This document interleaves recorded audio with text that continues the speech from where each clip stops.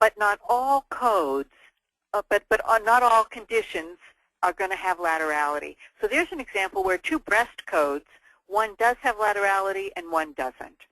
Many things, the eyes, ears, limbs, feet, hands, those are going to have right, left. Some of them have bilateral, and then we always have the unspecified codes. Now, I wouldn't go through and do anything with this code in ICD-9 because if that patient comes back, you're going to select right, left. That's going to be easy for the clinician. So when the clinician gets to that mapping and has the option, they're going to know which one to choose. And by the way, there's no code here for bilateral.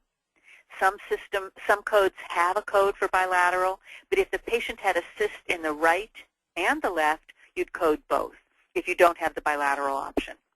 And this is another example of where we need predictive search because the clinician is going to put in breast cyst. And they're not going to put in solitary cyst of the breast, and we still want them to find it. And now here are some examples of one-to-many. So cellulitis in ICD-9, about 10 codes. In ICD-10, about 40 codes.